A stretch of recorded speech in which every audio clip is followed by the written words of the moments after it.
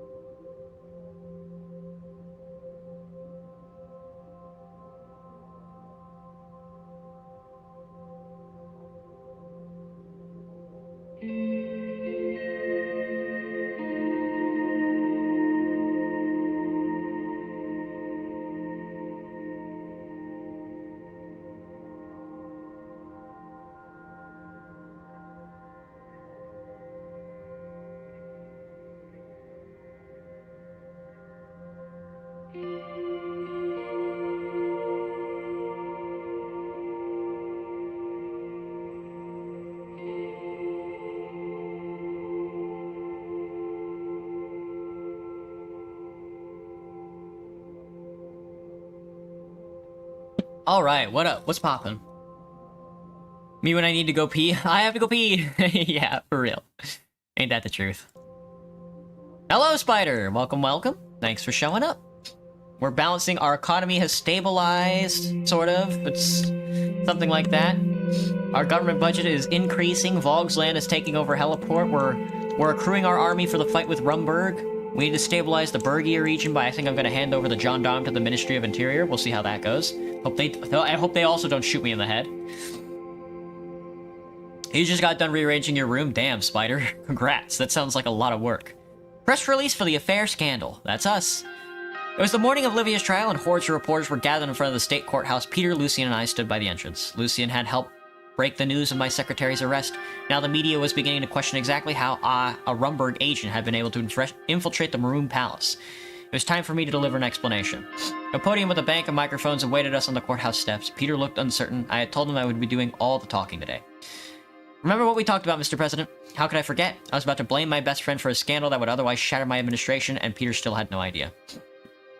Together we stepped behind the podium. The reporters clustered around us and started shouting questions. Thank you for coming. As you are aware, Livia Suno, former Secretary of President of Sordish, is currently being tried for espionage. The Rumburg spy who posed as my secretary is currently on trial for espionage. Rest assured, Rumburg will be made to answer for its latest affront to our greatest country. The traitor shall be brought to justice. Where the fact remains that she should have never been allowed to infiltrate the administration in the first place. That said, that she did can be directly traced back to the carelessness of one man. She did so by exploiting the weaknesses of Vice President Peter Vector. The journalist gasped and murmured. Peter turned to face me, his mouth hanging open. His own individual desires over Sirland security has made him a threat to the state. Mr. Vector's recklessness, to say nothing of his betrayal of Sordish values, has disgraced my administration.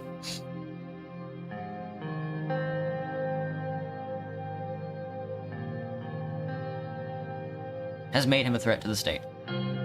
Disgraced my administration. Therefore, the Vice President shall be tried for his shameful actions against the state. If found guilty, he will be imprisoned and taken. Before the Vice President has tendered his resignation, effective immediately. The clamor of reporters are growing louder. Peter grabbed me by the collar and yanked me away from the microphones. What the hell, Anton? We never discussed this.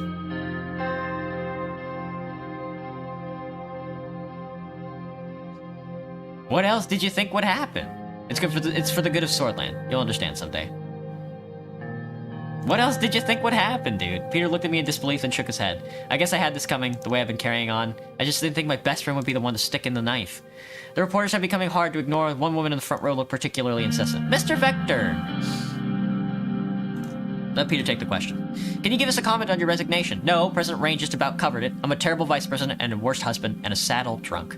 Are you implying that you and the covert agent posing as President Rain's secretary were engaged in intimate relations? Relations, yes. Intimate? I thought so at the time. Oh, God.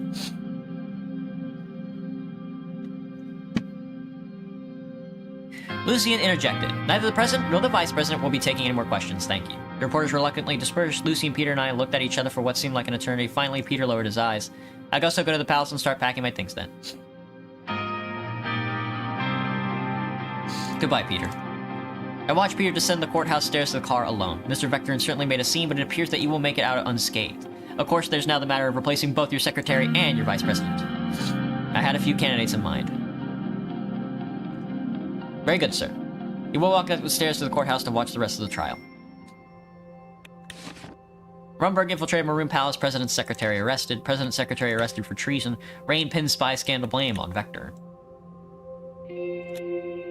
Briefing of women's rights situation. There will be no women's rights in our country. You'll keep chat breathing, Spider? Aw. You don't have to. You guys don't feel pressured to keep the chat moving. It's okay. I was sitting in my office. I looked at the clock. 2:26 p.m. It was almost time for my appointment with Kiara on the women's rights.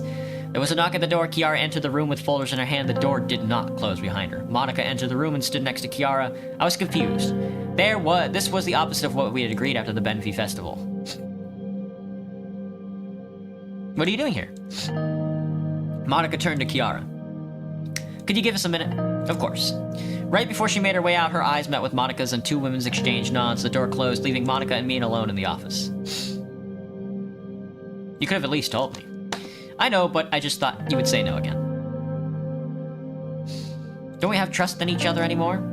You have my trust always, but this is a greater cause than just the two of us. I wouldn't have done this if I didn't believe that. We finally have a chance to change things for Sordish women. There's no way I was going to let the opportunity pass. So when Kiara asked me to join her today, I had to accept. To be honest, I would have done the same if that's what it took to get my word across. I knew you'd understand. So give me the rundown of my run so far. We're sexist, we're socialist, we're religious. In that order. Please, Anton, let me stay. My answer's still no, you will not go into politics. But why? This is about Sordish women. This is bigger than just politics. I just don't want you to get hurt. It's simply too dangerous. I understand the danger, but someone has to do it. I leaned forward. This is my final answer. You will not do it. I wonder if my wife will murder me. I don't think socialist fits in there well. Not at all, Spider. Not at all. Monica's eyes narrowed. All right. You never did listen to me about the importance of women's rights. Maybe you'll take your own minister more seriously. She made her way to the door. I'll fetch Kiara so you two can get on with your business. Monica left the office. A short time later, Kiara knocked on the door. It's a pity your wife won't be joining us. Monica would only be a liability to your cause. Not a particularly auspicious start to this meeting, but let's begin. Kiara sat down at the chair and laid down the folder she was holding.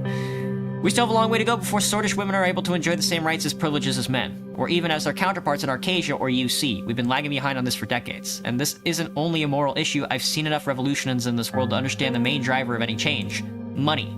She flipped the folder open and started pulling out documents.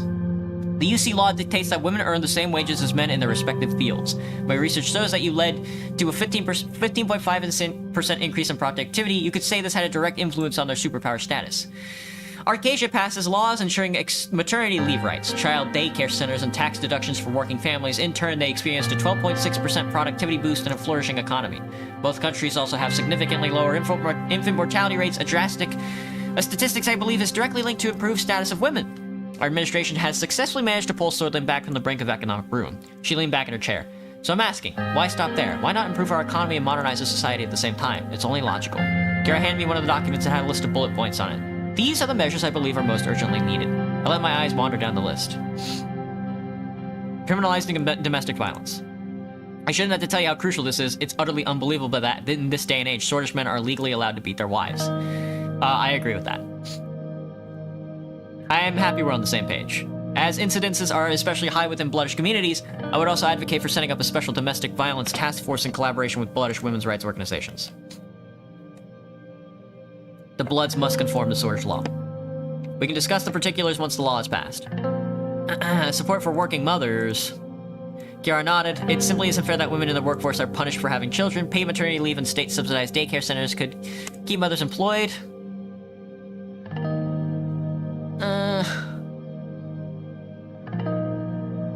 It's true, having children never hindered my career prospects. It shouldn't hinder a woman's either. Exactly, yeah. Moving on. Equal treatment in the workforce. Right now, Swordland has one of the continent's largest pay gaps between men and women. We need legislation ensuring that women doing the same job as a man is paid the same wage. A quota for women's positions of power on the boards of large corporations, for instance, or even within the assembly would also be advisable. Quotas seem far easier to implement than equal pay. Quotas are a terrible idea. People should be hired on merit, not simply because of their sex. Kiara looked at me strangely. Men are hired on the basis of their sex all the time, just not consciously.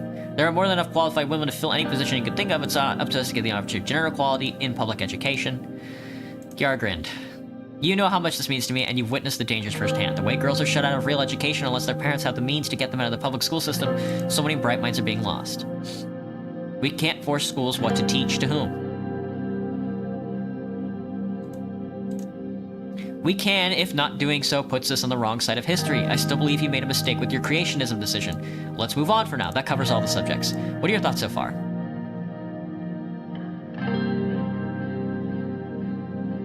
I'm not sure if we can risk passing laws like these. You made a good case for all these changes. Thank you. Can you be misandrist instead? Sorry, Spider. Not quite. We have to do the uncomfortable work of LARPing. Of LARPing as a neoconservative Trotskyist. Let's talk about how to proceed. I want to establish a commission for women's rights in Swordland with me as its head. Our goal shall be passing and implementing a set of laws to solve problems we just discussed. The organization's name will be the Commission of Status of Women. What do you need a commission for? I'll run your laws past the Assembly. Even if that's successful, you'll still need the commission to ensure the laws are successfully implemented. Mr. President, I know we've had friction in the past, whether over failed education reform or the teaching of creationism. This is a completely separate topic and it should be handled as such. One more thing to consider before making your decision. This could help silence any of the public's lingering questions regarding your former Vice President and Livia Suda's affair. You have the chance to be a hero, think about your daughter and her future. I hope you'll make the right decision. Kiara rose from her seat expectantly. I took a few minutes to think. You can try to run your laws by the Assembly, but they'll get no support from me. Then all is lost for the future of women in Swordland. Your female constituents will remember you as a failure, and so will I. Kiara furiously gathered up her documents. I suggest you think long and hard about how you're going to explain yourself to your wife. We both know how much this means to her. She looked at me one last time before leaving her office. I sank back my chair and exhaled. It was a clear day outside, but the perfect view of her holster provided little comfort. I'm just asking if it's possible? I don't think so. Yeah, I don't think you can be a woman. I think you have to be like a bald guy in the game. That would be cool, though. That would be very funny.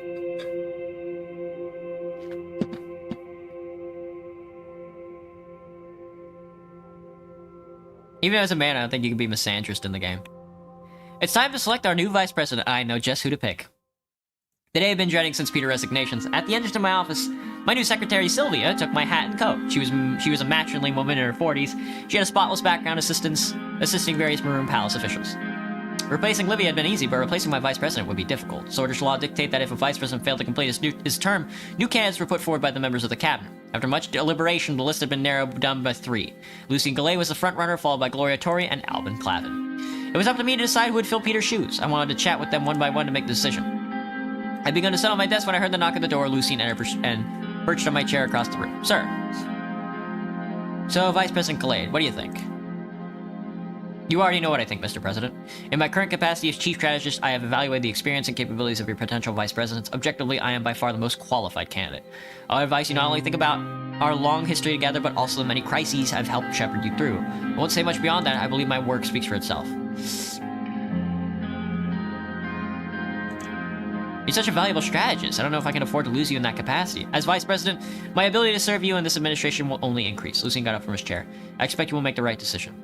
He left my office. Just a minute later, there was another knock at the door. Gloria Tori came in. Mr. President, I must say I was not surprised at all when my name was put forward.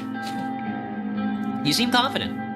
I am, Mr. President. To put it simply, what I bring to the table is years of experience. I have been a member of the Assembly for almost 20 years, and I spent 7 years as a speaker. This alone speaks to itself. And as you know, I am also the spokesperson of the party, as well as the leader of the conservative wing. You can see what I'm getting at. Your experience would be a great asset. Experience is always important. And so being able to rally the Assembly's conservative voters to your side, this would allow us to pass bills far more easily, especially if those bills are aligned with my bloc's causes. I'll think about it. I want you to know that that I value order over everything else, Mr. President. The problem is that we promised Calvin a position as VP, so I'm going to keep that. Being the Speaker of the Assembly requires principles, nerves like steel, and determination to uphold proper conduct. You can expect me to see the same as my vice presidency. You being a woman could also prove advantageous. Not just any woman, a strong woman who is able to protect order in a room full of unruly men for 7 years. Think about the message it would send. The first woman vice president of Swordland. No, the first woman vice president in the whole continent. What support you would lose among traditionalists, you would gain tenfold among Sordish women. There is so much to gain from selecting me, Mr. President. I believe you'd make the right choice. That'll be all for now. Thank you. Thank you. I wish you a nice day, Mr. President. Gloria made her way out. A minute later, there was another knock at the door. This time, it was Albin Clavinster. Greeting, Mr. President. It's a great honor to have been chosen as candidate. Really terrific. It certainly is. I hope to satisfy the requirements of this sacred position. As you know, I represent the reformist wing of the party. What Swordland needs today is not only a catch-up to our modern neighbor, but to surpass them. I believe we can do that. No, I am sure. However, this will only be possible if we set aside our differences and unite as one. That is the outlook I wish to bring the position of Vice President, so that Swordland can excel and soar to new heights. Very idealistic. I like it. Thank you. The fact is, if I'm Vice President, reformist members of our party will be more likely to support you and your cause. This will smooth the passage of bills and help move our administration and our country forward in record time. I agree completely. And now, what this country needs is more dynamic, youthful leadership. Look at you, President Rain. You became the youngest member of the Assembly and completely rejuvenated Sordish politics. I want to do the same. We need to be able to take risks to make gains, and that is only possible with a forward-looking perspective. Not that you might have forgotten, but I would also like to remind you that you promised me a position in exchange for my support in the Assembly. He got my ass. I'm a man of my word. I always look forward to you for a man of honor. I trust your judgment. This will be all for now. Thank you. Thank you, Mr. President. Albin got up and left. I leaned back in my chair thinking about the pros and cons of each of my vice presidential elections. Candidates. I could almost hear Peter's voice in my head laughing at the absurdity of my situation, but of course, he wasn't here. Alright, let's select our vice president. The Sordish League of Women donation. The most influential women's rights NGO, the Sordish League of Women, is organizing a massive fundraising campaign to raise awareness in Sordish society and has reached out to us. I'm not gonna donate. Me when I'm sexist. No thanks. Alright, let's select our president. It's gonna be Albin. Well, well, well, look who it is. Start of the day at the Palace Center Hall. Lucy and I were on our way to the office. I was holding a mug of coffee in one hand and a folder of various documents of it. As we turned a corner, Lucian spoke. The Ashraf anniversary is coming out soon, the most important day for the Bloodish populace. Watani Ashraf is one of their symbols, as you know. Your presence at this event would show your desire for a more unified Sorland. We will reap the benefits if you decide to go, I'm sure. Why should I attend a Bloodish anniversary? It would send a clear message to the Bloodish. Your president is with you. This will alleviate tensions. We rounded another corner to reach the last corridor leading to my office. Lucian suddenly stopped in front of one of the doors. The plaque had once read, Vice President Peter Vectorn had been removed. The door was halfway open and I could see a few workers moving boxes around the room. One of them saw us, bowed his head, and changed the name tag on the door to Vice President Albin Clavin. I heard Albin's voice from inside. You can leave it there, thank you. He noticed us and immediately made his way to us. Mr. President, Lucian. That is Mr. Gallade to you, Mr. Vice President. Very well, Mr. Gallade. How's it going? Are you settled in yet? Getting there, Mr. President. That reminds me. Mr. Gallade, please deliver this to my secretary. This needs to be in the hands of the Justice Committee as soon as possible. Lucian's upper lip curled. He and Albin stared at each other down for a moment. I'm not your servant, Mr. Clavin. True, but I am your superior, Lucian. We work with requests here, Mr. Clavin, not orders. Then I request Mr. Gallade, could you please deliver this to my secretary? Please. Fine, I'll take it. I'll see you later, Mr. President. For the Ashraf matter, I will present you with our options later. We walked out, leaving alone with Albin. Well then, I must get back to tidying up this room. Thank you for your visiting, Mr. President. I will stop by as soon as this is done.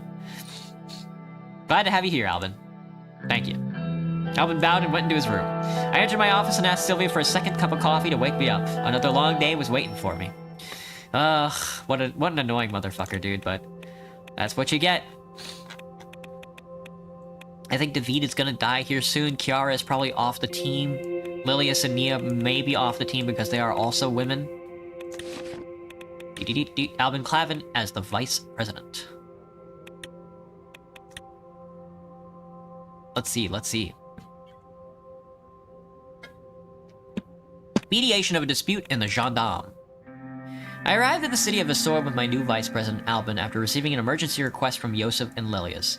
I had seen the reports of a recent issue that rose between the Sordish police forces and the gendarme units in the city. The reports said that an operation against a drug trafficking gang in Asor failed due to miscommunication. It was not hard to guess what this meeting was going to be about. We entered the city hall and made our way to the second floor. I could hear Yosef and Lilius' voices echoing through the hall. I opened the doors to the meeting room. The two ministers did not even realize. This is unacceptable. How dare the police meddle in the affairs of the gendarme? It was your men who started this ridiculousness and meddled with the ongoing police investigation. Their voices were getting louder and louder. Rural security is my jurisdiction, and your men were way outside of a sword. We're here to help with the matter. What's going on? Mr. President, Mr. Vice President. Apologies, but Miss Graff here fails to understand her place. No, Mr. Letsea, you're the one who does not understand his place. If you continue to do so, you will pay for it one day. Don't worry, we'll solve this conflict of interest. The issue has been in the back of my head for a long time, now it's caused real damage. Indeed it has, all because of the exemplary behavior of your police. Elias, explain what happened. Mr. Gracer was tasked with the investigation of a drug trafficking ring in downtown Vasord. We found the evidence of a drug stash located in the outskirts of the city. We had to act quickly to put an end to the criminals we had been watching for some time. So we immediately sent our police units to catch them and find the drugs in the compound. Mr. Lindsay and his John Dom did not notify us that they were also moving against the same target. As a result, criminals got away and we lost months of progress. You went out of your jurisdiction to pursue these, so the John Dom meddled and caused the raid to fail. Isn't there a line of communication between you two? There is, but the Minister of Defense decided to avoid notifying the police department about the planned raid. The same could be said about you, because the reports show that you knew about the gang and their stash in the countryside. I started tapping on the table with my fingers. How do we solve this so it never happens again? I think this is the last drop. Internal security matters should be handled by the Ministry of Interior completely. We're called the Ministry of Interior for a reason. We can't let any more screw-ups like this happen again. She looked at me. I want the gendarme to be transferred to the Ministry of Interior. What? Woman, are you out of your mind? Yosef turned red with anger. He composed himself after a moment. To me, what needs to change is not the structure itself, but the problems in it. We need to find out what is causing this and fix it. I believe I just told you to fix the problem, Mr. Clavin. Please address me as Mr. Vice President, Miss Graff. I simply don't think the end justifies the means in this case. This is not an individual case. This has been happening for a long time. In case you did not know, Mr. Clavin. Ridiculous! This is absolutely ridiculous. I won't hand over gendarme to her. Out of the question. Do you have a better solution, Yosef? Whatever operations overlap, we should engage at the lower rank with the local officers on both sides. We could work on establishing that, but it still doesn't change the wrong system that exists now. I want to remind you about your promise, Mr. President. Don't you worry. That is relieving. What promise? Now I see what's going on here. What do you mean? Lilius set us up to create this incident. Lilius bites her lip. That's going a bit too far. What proof do you have? There's no way that the police arrived at the right time of month-long search on the exact day and minute of the gendarme raid. Let's take it down a notch with the accusations. This kind of accusation is unheard of. It's nonsense. If I were you, I wouldn't believe a word Mr. Lindsay says, Mr. President. Heed my word, Mr. President. With dealing with this situation, you need to always look at who gets what out of it. I won't stand idly by with these utterly ridiculous and baseless accusations. I don't have time for this. What's your decision? The gendarme will be transferred to the Ministry of Interior. You're making a mistake. Thank you for being a man of your word. I was right called to establish a modern internal security structure.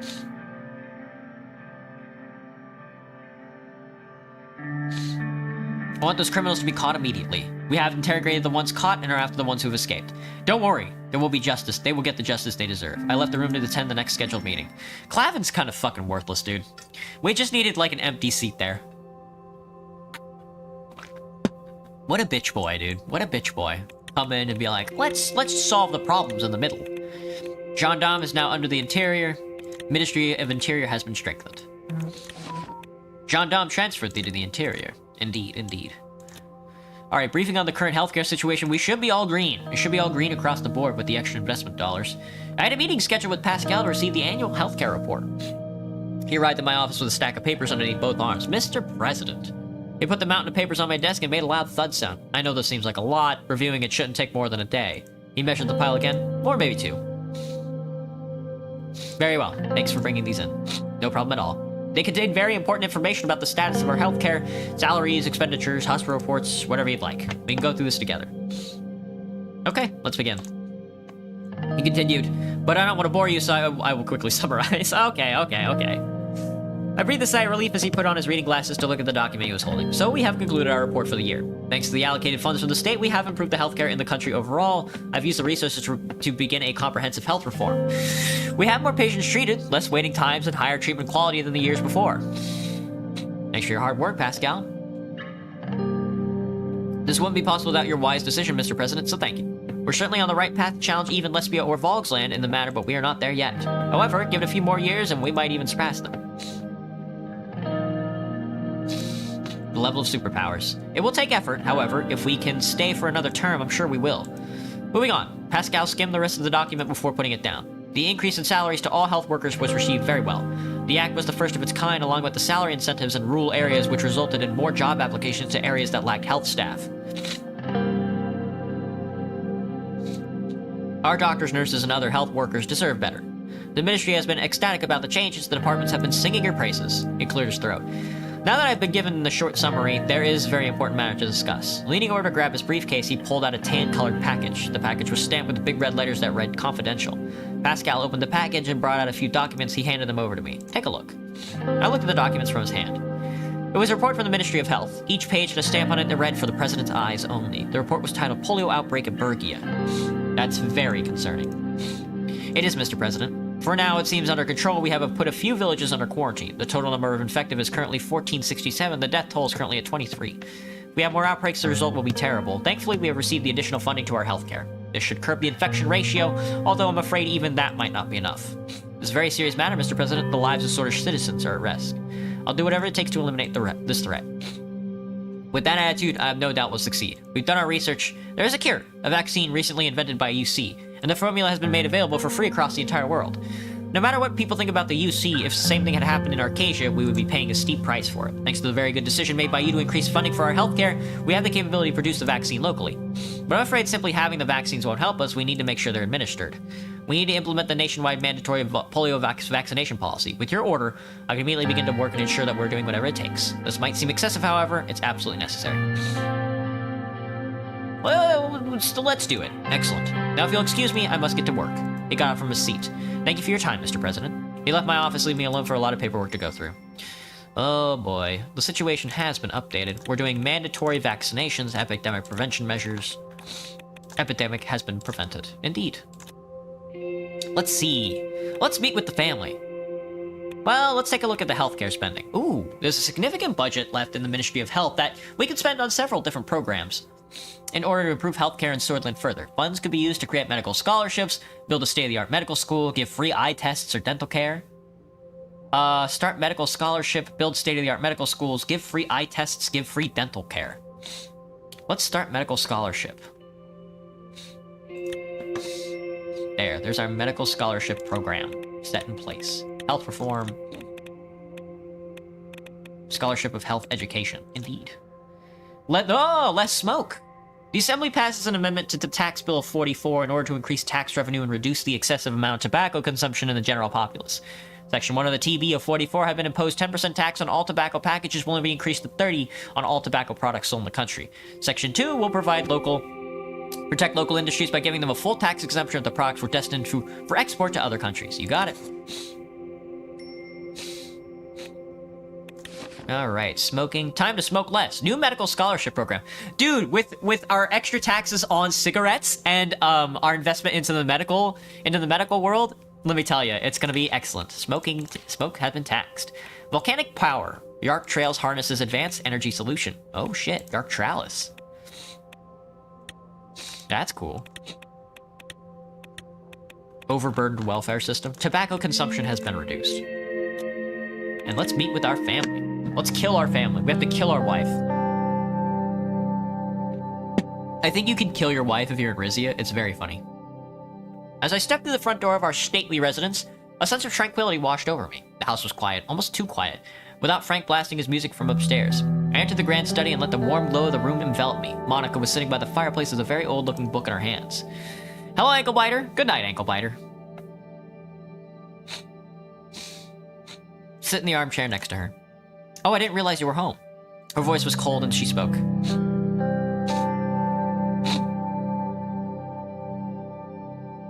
What is it? Can't you at least tell me? She let out a deep sigh. I don't want to talk about it right now. Let me read in peace. We both sat by the fireplace in stony silence. Just then we heard the patter of small feet approaching the study. Diana appeared by the door with a piece of folded paper clutched in her hand. Mama, Papa, look what I found. Monica and I immediately turned our attention towards her curiosity piqued. What you got there, darling? Diana unfolded the paper and started reading it aloud. We hope this letter finds you in good spirits, surrounded by the warmth of your loved ones. Oh, how we long for a world where justice prevails, where the corrupt are exposed and the righteous triumph. Her voice started quivering as she continued.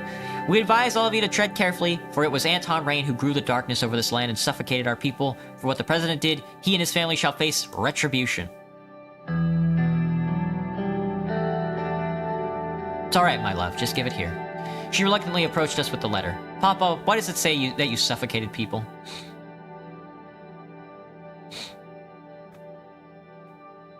It's okay, Diana. It's okay, darling. It's nothing for you to worry about. I took the letter from her grasp and started reading it. The safety you have enjoyed so far is nothing but an illusion. Think twice before you step into our ancestral lands. Danger lurks around every corner. Don't forget the powerful are vulnerable and the oppressed have nothing to lose. Consider our words, for they hold weight beyond your existence. Your decisions shape the destinies of millions, and their consequences will reverberate throughout the nation. With some serious concern, the Bloodish Freedom Front. What are you gonna do, Anton? This is serious.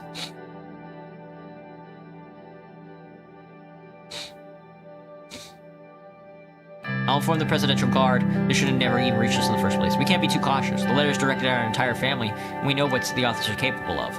Diana, sensing the tension, tiptoed closer to us, her eyes wide. Diana, honey, where'd you find this? I found it in the living room window. It was stuck between the frames. Console her. Papa, what's going on? Are they threatening us with something you did? She spoke innocently, but I could sense a new guardedness in her voice. I took a deep breath and tried to find the right words. We're gonna get shot, dude. We're gonna get shot, man. We're gonna get shot in the fucking brain by a blood. It's over. Diana, we received letters from people called the BFF. They want to do bad things to us because they don't agree with what we stand for.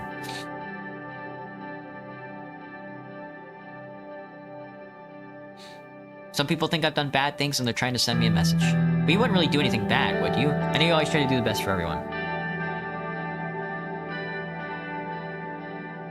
We can learn and grow. So what are you going to do? We can't let the bad people win, can we? But we take every precaution to keep our family safe. Okay. Monica tugged on my arm. Anton. We have to talk about this, you and me alone. She gestured towards the kitchen. We'll be back in a minute, sweetie. We entered the kitchen and Monica closed the door behind us. Anton, I know the Ashraf anniversary will take place in a few days. I don't want you to attend. You know it's the largest ever commemoration of the Isam incidents, and it will be swarming with bloodish separatists. With everything going on in Bergia and the timing of the letter, this cannot be coincidence. Yeah, I'm not gonna attend. That's good to know. Despite everything you've done, you're still the father of our children. I don't want you to get hurt. Please, Anton, listen to me this time. She sighed. Do you think we can trust the Presidential Guard after this?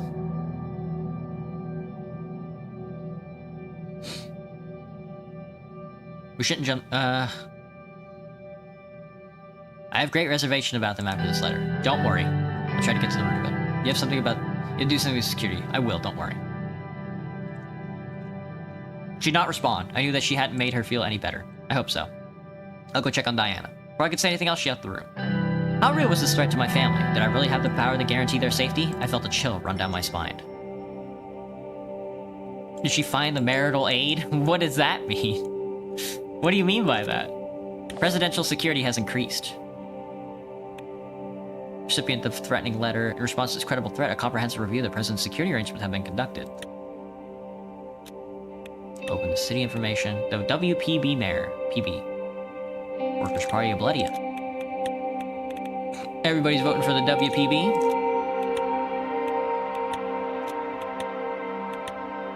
It's all WPB across the board. Very funny. Support Ashraf anniversary? The remembrance of the rally of the Ashraf anniversary is about to begin in Suzerain. The Bloodish movement is holding their largest rally yet to display their demands and strength. Due to the activity of the BFF in the area, the security detail advises you to take caution. The administration go to Suzerain to support the event, or with or without an armored convoy, or not attend it at all. Attempt to support, attend with an armored convoy. Let's just not go. I wonder what would happen. The president doesn't attend the anniversary despite invite from Lek.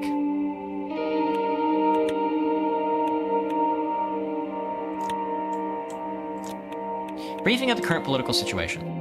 I walked to the White Room with a cup of coffee in hand. My Vice President has scheduled a meeting on the current political situation. I opened the door into the room. Albin immediately stood up. Good morning, Mr. President. Good morning. It shouldn't take long. I just wanted to go over the current political climate. Mr. Hall told me just about finished the new plan for the economy. He said he wanted to solidify the plan before it's presented to you. Maybe that was a mistake. Uh-oh. Maybe that was a mistake. Soon to go over our options.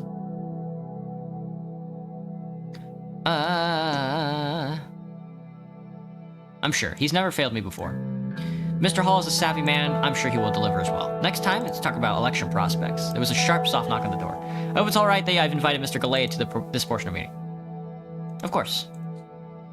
Albin went to get the door. Lucien walked in. Mr. President, Mr. Vice President. If Lucien still resented my choice to Vice President, he didn't show it. His tone was nothing but cordial and professional. The three of us sat down. Albin handed out a new set of documents. Mr. Clavin, I'll let you take the lead on this. Thank you, Mr. Galea. I've just received the results of the voter poll commissioned by Peter Vectorn shortly before his departure. To put it in plain language, it's okay but not amazing. We shouldn't take it for granted that will win the election. We've still got time to win him over. I'm not worried, we still got time to win him over. A year isn't a very long time, Mr. President, but yes, we can definitely gain more votes if we think strategically. Which presumably is why you've retained the services of your chief strategist. Go on, Alvin. Alvin shuffled some pages around. Looking at the demographics of the voters polled, you're doing reasonably well among conservatives. About 2/3 of them are likely to vote for you. The liberal base appears divided, but you do have a considerable number of supporters there. For better or worse, you certainly aren't popular with the nationalists. The socialist left is divided nearly in half in its support for you. Unsurprisingly, none of the bloodish poll respondents said they were planning to vote for you. Lastly, centrists and unaffiliated voters appear to be leaning in our direction. Lucien, what do you suggest? Lucien smiled and bowed his head slightly. Thank you, Mr. President. This may sound like common sense, but a convincing enough campaign can succeed where policies fail. Even if you opted not to focus on your campaign at the moment, I'd still advise you to seize every chance for exposure you can. I'll take that into account. Good. One more thing. There is a not insignificant portion of the undecided voters who don't care who occupies the Maroon Palace as long as the economy is running smoothly. Mr. Hall's new plan could be a key to winning them over. We must march towards a strong recovery. Good to know. Lucien nodded in acknowledgement. Stability is key to allow the economy to improve further. Currently, the country is still struggling to develop due to instability. There are some worrying news. The Lothberger Group is up to something. My informants have been talking about frequent meetings happening between the oligarchs. This covers most of it. What do the liberals want, Alvin? I will say the liberal base is very concerned with equality. If you want their vote, you need rock-solid policies on women's rights and human rights in general. Liberals love a free market, so if you're anything less than a full-bore capitalist, you're going to have to whip Sordland's economy into the best shape it's ever been. If you really want to clinch the liberal vote, well, you could always look for an excuse to leave the USP, but that's bound to have other consequences. Yes, that would be extremely unwise. I don't need to court the liberals that badly. Anyway, that's my advice for what it's worth. Was that all for today? Yes, that's everything on my end. Good work, both of you. I'll see you shortly. I left the room to attend my next meeting. Okay. Oh, okay, Jesus. Oh, God. I hate these fuckers, man. Hello, Ty Still Likes Gaming. This game is called Suzerain. Locked into the game, indeed. United Cantanien offers agricultural investment, and of course, we will accept. Foreign Minister at Nahuatl of United Cantanien, backed by Chairman Leon Malinyev, has presented an expansive agricultural aid proposal to Swordland. This comprehensive package includes substantial financial investment, logistical assistance, and advanced farm equipment in Volksland agricultural sector. Echoing the ambitions visions of Minister Hall and Manger, the Cantanien proposal dovetailed with the Swordland's industrial expansion plan, signaling a new era of agricultural prosperity. And we shall accept that. Well, there goes our budget. We do want to run a deficit, though. Fuels the growth of Volksland agricultural industry. Thank you, thank you. Let's see. City information. Armed militants. Good thing we didn't show up. The Saul Dam has been captured by the BFF. Polio disease is controlled inside the Bergia region. Armed militants in Rebel. Bombing of gendarmic outpost in Rebel. Damn. It's looking the stuff. It's looking stiff. Mandatory vaccine policy. A new era for Volgland and Gruni. A boon or burden for Volksland agriculture. BFF captures the Saul Dam. Volksland agriculture revolution, a Cantanien lifeline. Rebel gendarme outpost bombing.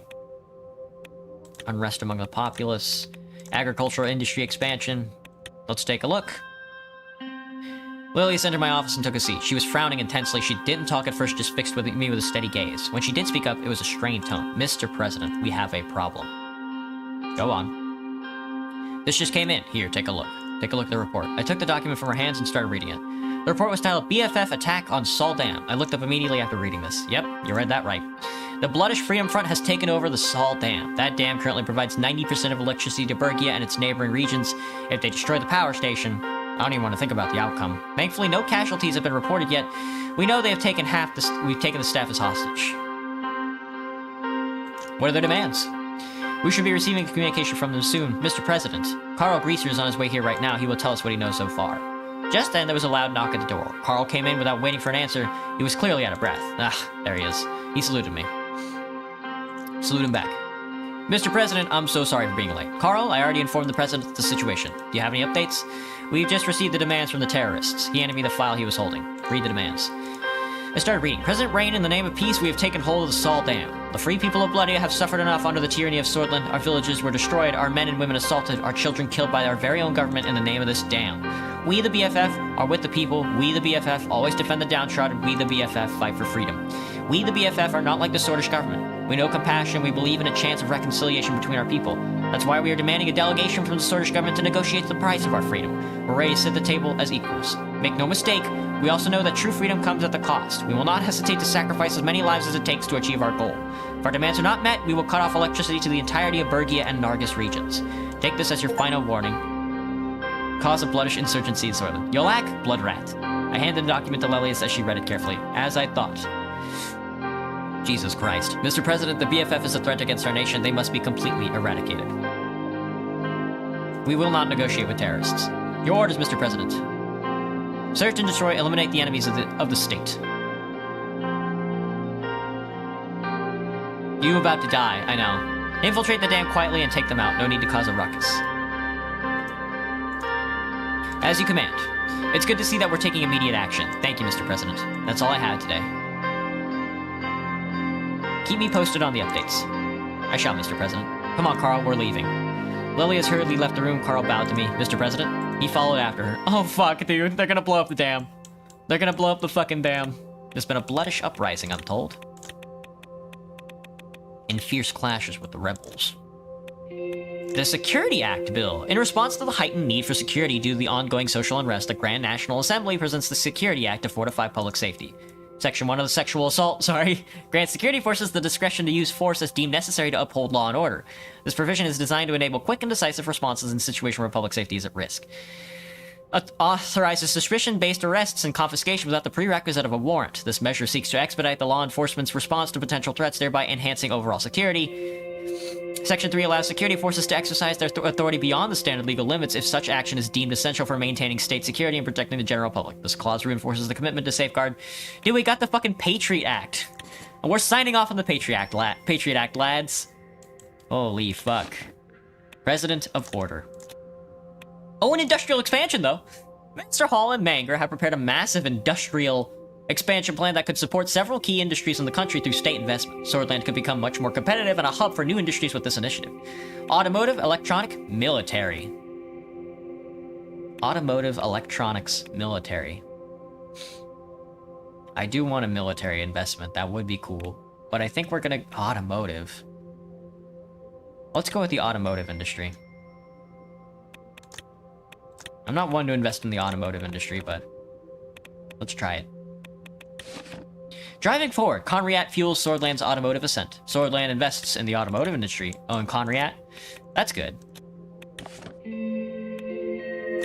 Future projections remain optimistic. Oh, that might be it for tonight. Chapter 4.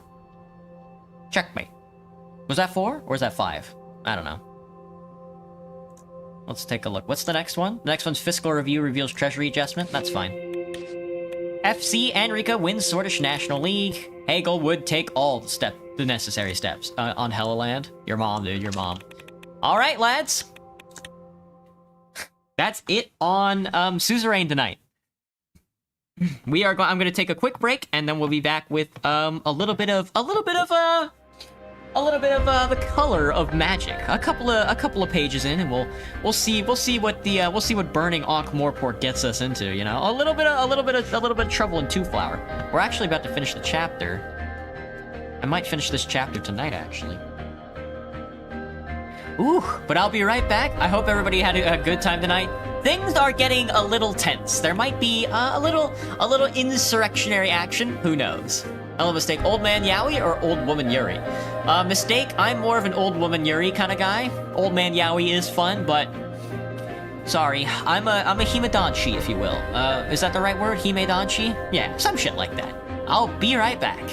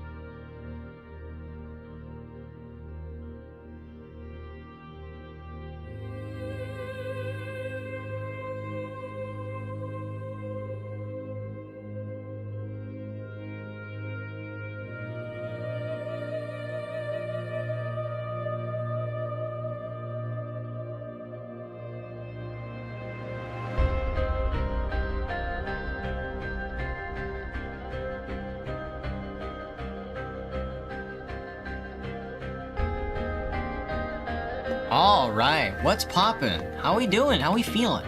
How are we feeling tonight? Let me turn down the music a little. Maybe a little louder. There we go. What's poppin'? What's poppin'? We'll leave the intense music on. We'll leave the intense music on for a little color of magic. It's a bit it's a bit of a sight, but I think you guys can appreciate a little appreciate a couple of some intense music to some ducks, I think. All right, everybody, we're back again with The Color of Magic by Terry Pratchett. I hope everybody's having a good night so far. An albatross simply fled over the lands when we left off last night. We're back with Rincewind, we're back with Two Flower. Let's just get right into it. Rincewind pounded down an alley, paying no heed to the screams of rage coming from the picture box. He cleared a high wall with his frayed robe flapping around him like the feathers of a disheveled jackdaw. He landed in the forecourt of a carpet shop, scattering the merchandise and customers, dived through its rear exit trailing apologies, skidded down another alley, and stopped, teetering dangerously, just as he was about to plunge unthinkingly into the Ankh. There are said to be some mystic rivers, one drop of which can steal a man's life away. After its turbid passage through the Twin Cities, the Ankh could have been one of them. In the distance, the cries of rage took on a shrill note of terror. Rincewind looked around desperately for a boat or a hand hold up the sheer wall of either side of him. He was trapped. Unbidden, the spell welled up in his mind. It was perhaps untrue to say that he had learned it. It had learned him. The episode had led to this expulsion from Unseen University because, for a bet, he'd dared to open the pages of its last remaining copy of the creator's own grimoire, the Octavo, while the university librarian was otherwise enraged. The spell had leapt out of the page and instantly burrowed deep into his mind, whence even the combined talents of the Faculty of Medicine had been unable to coax it. Precisely which one it was they were also unable to ascertain, except that it was the one of the 8 basic spells that were intricately interwoven with the very fabric of time and space itself. Since then, it had been showing a worrying tendency when Rincewind was feeling run down or especially threatened to try to get itself said. He clenched his teeth together, but the first syllable forced itself around the corner of his mouth.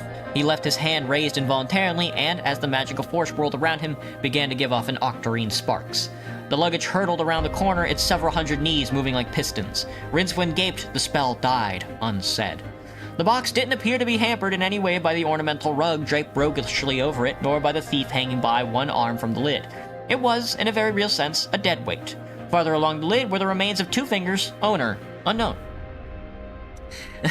The luggage halted a few feet from the wizard and, after a moment, retracted its legs. It had no eyes that Rincewind could see, but he was nevertheless sure that it was staring at him, expectantly. "Shoo!" he said weakly. It didn't budge, but the lid creaked open, releasing the dead thief. Rincewind remembered about the gold. Presumably the box had to have a master. In the absence of Two Flower, had it adopted him? The tide was turning, and he could see debris drifting downstream in the yellow afternoon light toward the river gate. A mere 100 yards downstream, it was the work of a moment to let the dead thief join them. Even if it was found later, it would hardly cause comment, and the sharks in the estuary were used to solid, regular meals. Rincewind watched the body drift away and considered his next move. The luggage would probably float. All he had to do was wait until dusk and then go out with the tide. There were plenty of wild spaces downstream where he could wade ashore and then, well, if the patrician really had sent word out about him, then a change of clothing and a shave would take care of that. In any case, there were other lands that he had a faculty for languages. Let him but get to Chimera or Gonim and Ekapalon, and half a dozen armies couldn't bring him back. And then wealth, comfort, security.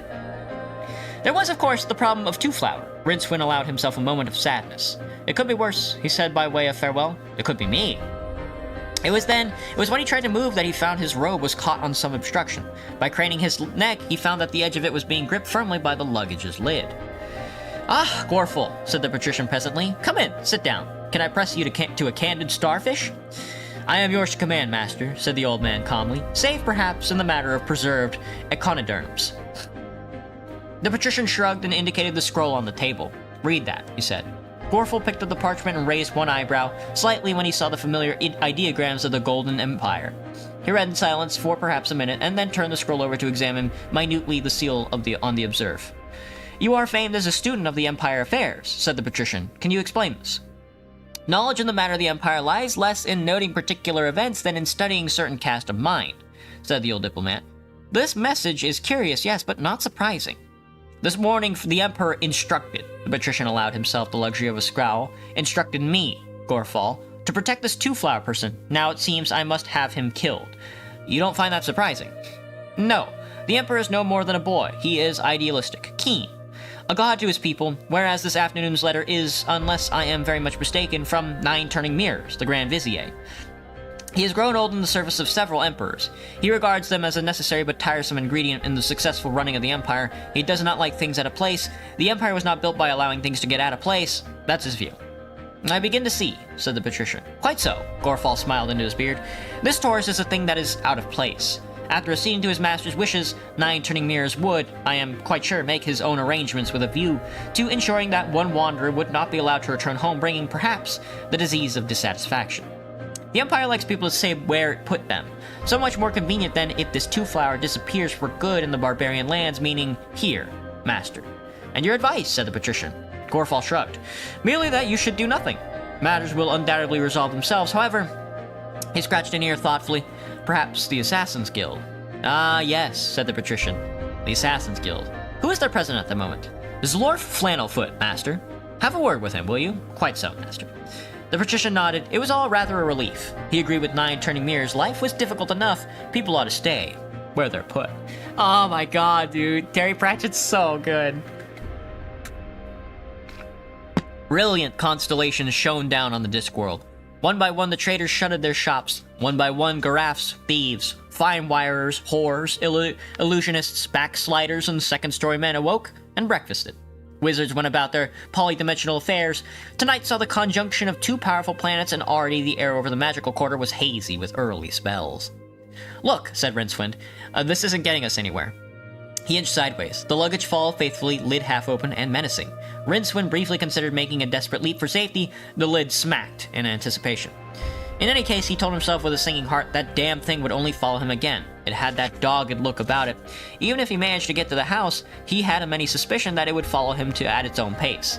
Endlessly swimming rivers and oceans, gaining slowly every night while he had to stop to sleep. And then one day, in some exotic city, and years hence, he'd hear the sound of hundreds of tiny feet accelerating down the road behind him.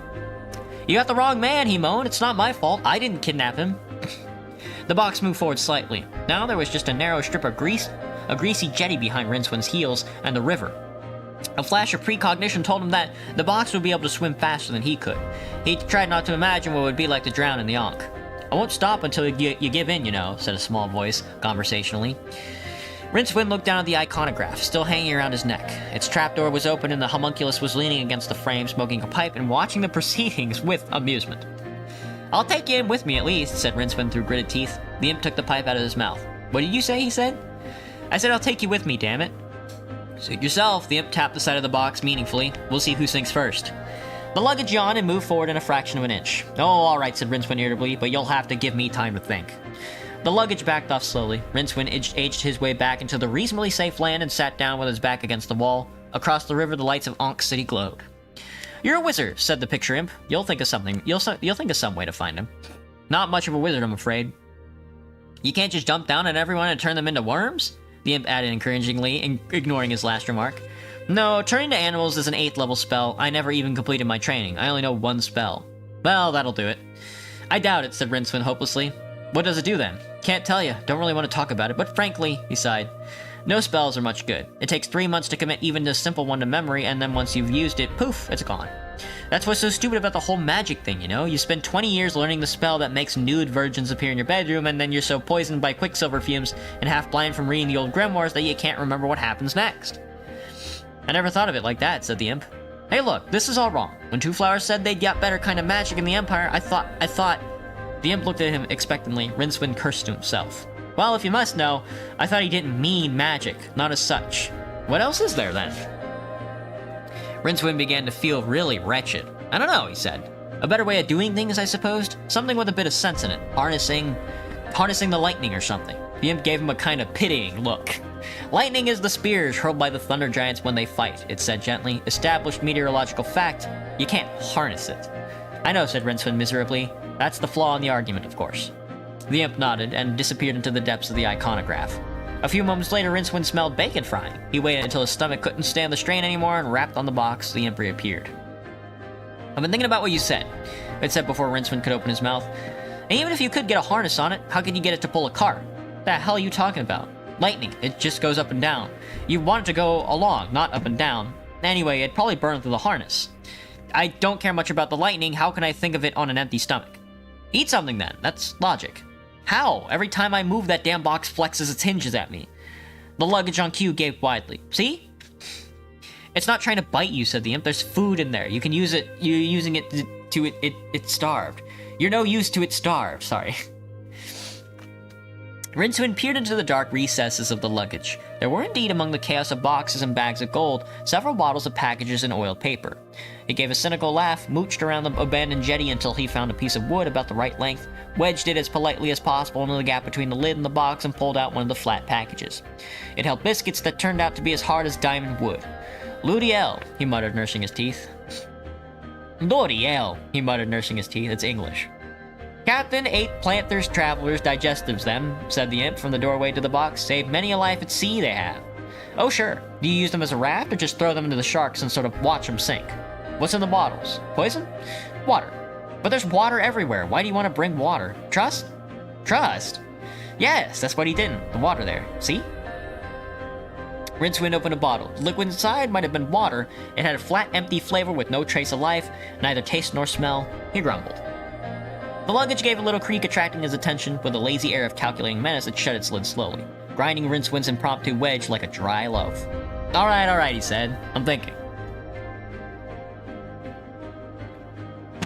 Oh, let me itch my ear. Let me itch my little ear.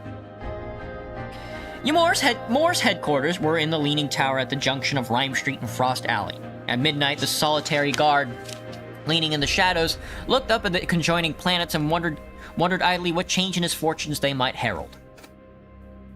There was the faintest of sounds, as of a gnat yawning. The guard glanced down the deserted street and now caught the glimmer of moonlight on something lying in the mud a few yards away. He picked it up. The lunar light gleamed on gold, and his intake of breath was almost loud enough to echo down the alleyway. There was a slight sound again, and another coin rolled into the gutter on the side of the street. By the time he'd picked it up, there was another one, a little way off and still spinning. Gold was, he remembered, said to be formed from the crystallizing light of stars. Until now, he had believed it to be true that something as heavy as gold could fall naturally from the sky. As he drew level with the opposite alley mouth, some more fell. It was still in its bag. There was an awful lot of it, and Rincewind brought it down heavily onto his head. When the guard came, he found himself looking up into the wild-eyed face of a wizard who was menacing his throat with a sword. In the darkness, too, something was gripping his leg. It was the disconcerting sort of grip that suggested that the gripper could grip a whole lot harder if he wanted to. Where is he? Where is he? The rich foreigner hissed the wizard quickly. "What's holding my leg?" said the man with a note of terror in his voice. He tried to wriggle free. The pressure increased. "You wouldn't want to know," said Rincewind. "Pay attention, please. Where's the foreigner?" "Not here. They've got him at the Broadman's place. Everyone's looking for him. You're Rincewind, aren't you? The box that bites people. Oh, no, please." Excuse me. Rincewind had gone. The guard felt the unease, the unseen leg gripper release his, or, as he was beginning to fear, its hold. Then, as he tried to pull himself to his feet, something big and heavy and square cannoned him out into the darkness and plunged off after the wizard. Something with hundreds of tiny feet. Gross. With only his homemade phrase book to help him, Two-Flower was trying to explain the mysteries of in-sewer ants to Broadman. The fat innkeeper was listening intently, his little black eyes glittering. From the other end of the table, Moore watched with mild amusement, occasionally feeding one of his ravens with scraps from his plate. Beside him, Whittle paced up and down. "You fret too much," said Moore, without taking his eyes off from the two men opposite him. "I can feel it, Stren. Who would dare attack us here? And the gutter wizard will come. He's too much of a coward not to, and he'll try to bargain, and we shall have him, and the gold, and the chest." Whittle's one-eyed glare, and he smacked the fist into a palm of a black gloved hand. "Who would have thought there was so much sapient pear wood in the whole of the disc?" he said. "How could we have known?" "You fret too much, Stren. I'm sure you can do better this time," said Moore pleasantly. The lieutenant snorted in disgust and strove off around the room to bully his men. Moore carried on watching the tourist. It was strange, but the little man didn't seem to realize the seriousness of his position. Moore had on several occasions seen him look around the room with an expression of deep satisfaction. He had also been talking for ages to Broadman, and Moore had seen a piece of paper change hands, and Broadman had given the foreigner some coins. It was strange. When Broadman got up and wallowed past Moore's chair, the thief master's arm shot out like a steel spring and grabbed the fat man by his apron. What was that all about, friend? Said Moore quietly. Nothing more, just private business. There's no secrets between friends, Brodman. Well, I'm not sure about that myself, really. It's sort of a bet, see? Said the innkeeper nervously. In-sewer ants, it's called. It's like a bet that the broken drum won't get burned down. Moore held the man's gaze until Brodman twitched in fear and embarrassment, then the thief master laughed. This worm-eaten old tinder pile, he said? The man must be mad. Yes, but mad with money. He says now he's got the... can't remember the word. Begins with a P. It's what you might call the stake money. The people he works for in the Agadian Empire will pay up if the broken drum burns down. Not that I hope it does burn down. The broken drum. I mean, it's like home to me. It's the drum. Not entirely stupid, are you? Said Moore and pushed the innkeeper away. The door slammed back on its hinges and thudded into the wall. Hey, that's my door, screamed Brodman. Then he realized he was standing at the top of the steps and ducked behind the table a mere shaving of time before a short black dart spread across the room and thunked into the woodwork. Moore moved his hand carefully and poured out another flagon of beer. Won't you join me, Zlorf? He said levelly, and put that sword away, Stren. Zlorf Flannelfoot is our friend.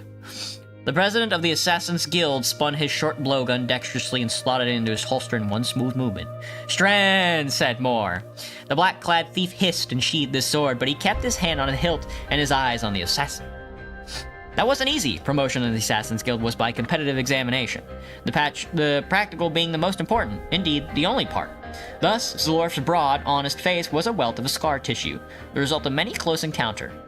It probably hadn't been all that good looking in any case. It was said that Zlorf had chosen a profession in which dark hoods, cloaks, and nocturnal prowlings figured largely because there was a day-fearing trollish streak in his parentage. People who said that this an earshot of Zlorf tended to carry their ears home in their hats. He strolled down the stairs, followed by a number of assassins. When he was directly in front of Moore, he said, I come for the tourist. Is it any of your business, Lorf? Yes, grinned Joe. Ermod, take him. Two of the assassins stepped forward, then Stren was in front of them, his sword appearing to materialize an inch from their throats without having to pass through the intervening air. Possibly I could only kill one of you, he murmured, but I suggest you ask yourselves, which one? Look up, Zlorf, said Moore. A row of yellow, baleful eyes looked down from the darkness among the rafters. One step more, and you'll leave here with fewer eyeballs than you came with, said the thief master. So sit down and have a drink, Zlorf, and let's talk about this sensibly. I thought we had an agreement. You don't rob, I don't kill. Not for payment, that is, he added after a pause. Zlorf took the preferred beer. So, he said, I'll kill him, then you rob him. Is he that funny-looking one over there? Yes. Zlorf stared at Two-Flower, who grinned at him. He shrugged. He seldom wasted time wondering why people wanted other people dead. It was just a living. Who is your client, may I ask? Said Moore. Zlorf held up a hand. Please, he protested. Professional etiquette. Of course. By the way, yes? I believe I have a couple guards outside. Hacked. And some others in the doorway across the street. Formally. And two bowmen on the roof. A flicker of doubt passed across Zlorf's face like the last shaft of sunlight over a badly plowed field. The door flew open, badly damaging the assassin who was standing beside it. Stop doing that, shrieked Brodman from under the table. Zlorf and Moore stared up at the figure on the threshold. It was a short, fat, and richly dressed. Very richly dressed. There were a number of tall, big shapes looming behind it. Very big, threatening shapes. Who's that? Said Zlorf. I know him, said Moore. His name's Reperf. He runs the Groaning Plattern Tavern down at the Brass Bridge. Stren, remove him. Reperf held up a beringed hand. Stren Withel hesitated halfway to the door as several very large trolls ducked under the doorway and stood on either side of the fat man, blinking in the light. Muscles the size of melons bulging on the forearms like flour sacks. Each troll had a double-headed axe between thumb and forefinger. Brodman erupted from his cover, his face suffusing with rage. Out! He screamed. Get those trolls out of here! No one moved. The room was suddenly quiet. Brodman looked around quickly. It began to dawn on him just what he had said and to whom. A whimper escaped from his lips. Glad to be free. This is starting to get interesting. It's so tense. He reached the doorway to his cellars just as one of the trolls, with a lazy flick of one arm, ham-sized hand, sent his axe rolling across the room. The slam of the door and its subsequent splitting as the axe hit merged it into one sound. Bloody hell! Exclaimed Lord Flannelfoot. What do you want? Said Moore. I'm here on behalf of the Guild of Merchants and Traders, said Reperf evenly, to protect our interests, you might say, meaning the little man. Moore wrinkled his brows. I'm sorry, he said. I thought I heard you say the Guild of Merchants and Traders, agreed Reperf. Behind him now, in addition to more trolls, were several humans that Moore vaguely recognized. He'd seen them, maybe behind counters and bars, shadowy figures usually easily ignored, easily forgotten. At the back of his mind, a bad feeling began to grow. He thought about how it might be to be, say, a fox confronted with an angry sheep. A sheep, moreover, that could afford to employ wolves. How long has this guild been in existence, may I ask, he said. Since this afternoon, said Reproof. I'm Vice Guild Master in charge of tourism, you know. What is this tourism of which you speak? We're not quite sure, said Rep. An old bearded man poked his head over the guildmaster's shoulder and cackled. Speaking on behalf of the wine cellars of Moorpork, tourism means business, see? Well, said Moore coldly. Well, said Rep, we're protecting our interests, like I said. Thieves out, cackled the elderly companion. Several elders took up the chant. Zlorf grinned. And assassins, chanted the old man. Zlorf growled. Stands to reason, said Rurf. People robbing and murdering all over the place. What sort of impression are visitors going to take away? You come all the way to see our fine city with its many points of historical and civic interests, also many quaint customs, and you wake up dead in some back alley, or might be floating down the Ankh. How are you going to tell all your friends what a great time you're having? Let's face it, you gotta move with the times. Zlorf and Ymor met each other's gaze. We have we, said Moore. Then let's move to get. Then let us move, brother, agreed Zlorf in one movement. He brought his blowgun to his mouth and sent a dart hissing toward the nearest troll. It spun around, hurling its axe, which whirred over the assassin's head and buried itself in a luckless thief behind him. Rep ducked, allowing a troll behind him to raise its huge iron crossbow and fire a spear-length quarrel into the nearest assassin. That was the start. It has been remarked before that those who are sensitive to radiations in the far octarine, the eighth color, the pigment of the imagination, can see things the others cannot. Thus, it was that Rincewind, hurrying through the crowded, flare-lit evening bazaars of Moorpork with the luggage trundling behind him, jostled a tall, dark figure, turned to deliver a few suitable curses, and beheld death. It had to be death. No one else went around with empty eye sockets, and of course, the scythe over one shoulder was another clue. As Rincewind stared in horror, a courting couple, laughing at some private joke, walked straight through the apparition without appearing to notice it. Death, insofar as it was possible in a face with no movable features, looked surprised. Rincewind, Death said, in tones as deep and heavy as slamming a leaden doors far underground. Said Rincewind, trying to back away from the eyeless stare. But why are you here? Boom, boom, went crypt lids in the worm-haunted fastness under old mountains. Why not, said Rincewind. Anyway, I'm sure you've got lots to do, so if you'll just... I was surprised that you jostled me, Rincewind, for I have an appointment with thee this very night. Oh, no, not... Of course! What's so bloody vexing about the whole business is that I was expecting to meet thee in Cephalopolis. But that's 500 miles away. You don't have to tell me, the whole system's got screwed up again. I can see that. Look, there's no chance of you. Rincewind backed away, hands spreading protectively in front of him. The dried fish salesman on a nearby stall watched this madman with interest. Not a chance. I could lend you a very fast horse. No, it won't hurt a bit. No, Rincewind turned and ran. Death watched him go and shrugged bitterly. Sod you then, Death said. He turned and noticed the fish salesman. With a snarl, Death reached out a bony finger and stopped the man's heart, but he didn't take much pride in it. What a dick, dude. Why is Death such a prick? Let me see. When's the end of the chapter? We're so close, dude. We're so close. Then Death remembered what was due to happen later that night. It would not be true to say that Death smiled, because in any case, his features were perforce frozen in a calcerous grin. But he hummed a little tune, cheery as a plague pit, and pausing only to extract the life from a passing mayfly, and 1/9 of the life from a cat cowering under the fish stall. All cats can see into the octarine, clearly. Death turned on his heel and set off towards the broken drum. Oh, dude, I'm sure Death has something to say about the night's affairs when the whole city burns down, bro.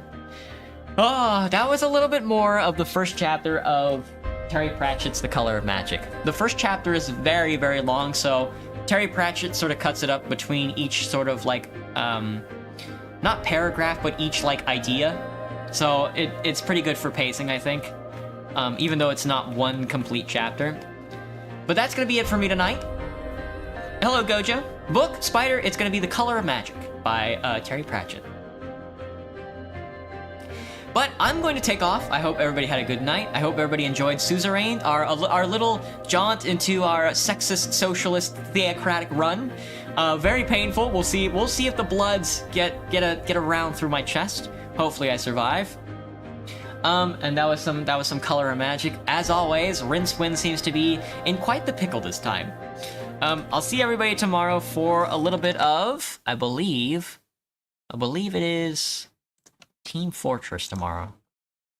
Yep, it's gonna be TF2 tomorrow, Friday. I hope everybody's excited for it. Not sure what we'll play, but I'm sure I'll think of something.